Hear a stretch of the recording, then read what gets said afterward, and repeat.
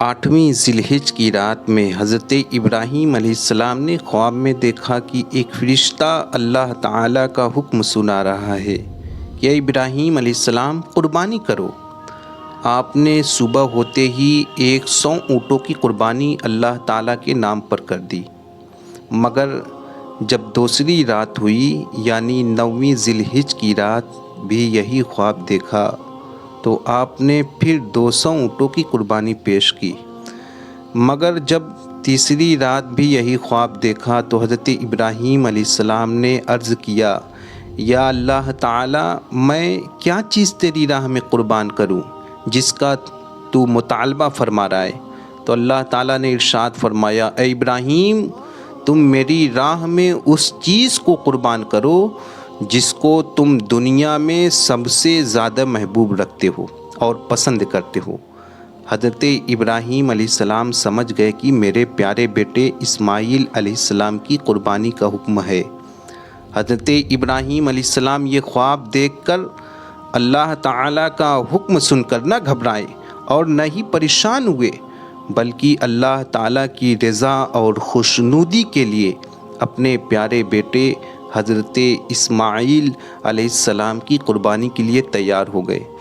اس وقت حضرت اسماعیل علیہ السلام کی عمر شریف 7 برس یا 13 برس کی تھی۔ حضرت ابراہیم علیہ السلام نے اپنی نیک بیوی حضرت حاجرہ رضی اللہ تعالیٰ عنہا سے فرمایا، اے نیک بخت بیوی، آج تمہارے پیارے بیٹے اسماعیل کی ایک بہت بڑے بادشاہ کے دربار میں دعوت ہے۔ یہ سن کر حضرت حاجرہ بہت خوش ہوئیں اور اپنے پیارے بیٹے حضرت اسماعیل علیہ السلام کو نہلایا اور اچھے کپڑے پہنائے، آنکھوں میں سرما ڈالا اور بالوں میں کنگھی کیا اور دلہا بنا کر باپ کے ساتھ کر دیا۔ ادھر حضرت ابراہیم علیہ السلام نے اپنی آستین میں رسی اور چھری چھپا کر ذی‌الحجہ کی 10 تاریخ کو مکہ مکرمہ سے مینا کے میدان کی طرف روانہ ہو گئے۔ ادھر شیطان مردود ابلیس لعین بڑا پریشان تھا کہ کسی طرح حضرت ابراہیم علیہ السلام کو قربانی کرنے سے روکا جائے اور حضرت اسماعیل علیہ السلام کو قربان ہونے سے روکا جائے، اس لیے کہ قربانی کا بہت بڑا انعام ہے اور اس انعام و اکرام کو نہ ملنے دیا جائے۔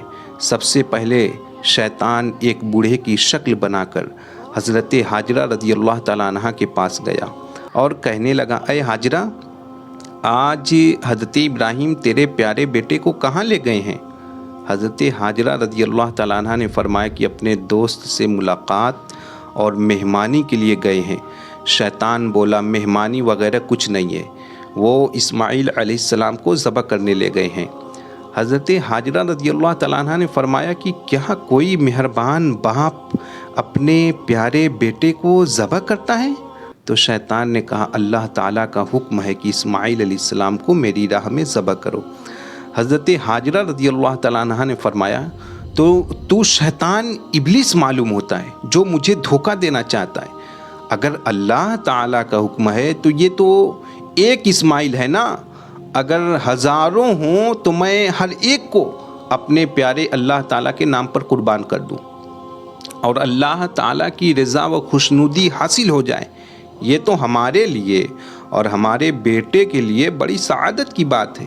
شیطان کا مکر حضرت حاجرہ پر نہ چل سکا اور ابلیس ذلیل ہو کر وہاں سے بھاگا اور حضرت اسماعیل علیہ السلام کے پاس حاضر ہوا اور حضرت اسماعیل علیہ السلام سے کہنے لگا کہ آپ کے باپ حضرت ابراہیم علیہ السلام آپ کو کہاں لے جا رہے ہیں؟ حضرت اسماعیل علیہ السلام نے فرمایا، اپنے دوست کے یہاں مہمانی میں لے جا رہے ہیں۔ شیطان دشمن انسان بولا کہ نہیں، بلکہ وہ آپ کو ذبح کرنے کے لیے لے جا رہے ہیں۔ حضرت اسماعیل علیہ السلام نے فرمایا، کیا کوئی مشفق مہربان باپ اپنے حسین و جمیل بیٹے کو ذبح کرتا ہے؟ تو شیطان مردود نے کہا کہ اے اسماعیل، تم کو ذبح کرنے کا حکم اللہ تعالیٰ نے دیا ہے کہ ابراہیم تم کو اللہ تعالیٰ کی راہ میں ذبح کرے۔ حضرت اسماعیل علیہ السلام نے فرمایا، اگر اللہ تعالیٰ کا حکم ہے کہ میں ذبح کیا جاؤں تو یہ میرے لیے بڑی سعادت کی بات ہے۔ پھر ابلیس لعین ان سے نا امید ہو کر حضرت ابراہیم علیہ السلام کے پاس آیا اور کہنے لگا اے ابراہیم علیہ السلام، تم تو ایک خواب کی بنیاد پر اپنے پیارے اور خوبصورت بیٹے کو ذبح کرنا چاہتے ہو۔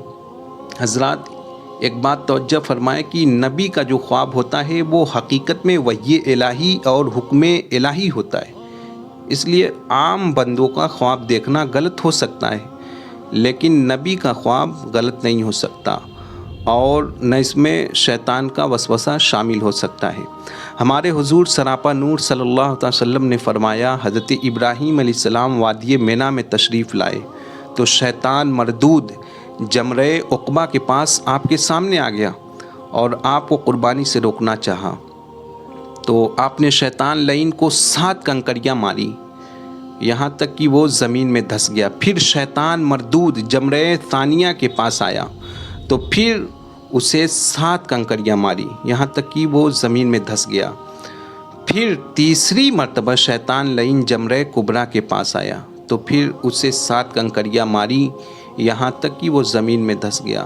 اے ایمان والو، حضرت ابراہیم علیہ السلام کا شیطان مردود کو کنکر مارنا اتنا پسند آیا کہ قیامت تک کے حاجیوں کو حکم دے دیا کہ اگرچہ آج شیطان اس جگہ پر نظر نہیں آتا ہے، لیکن تینوں جمرات پر کنکر مارنا ہے اور سنت ابراہیمی کو زندہ رکھنا ہے۔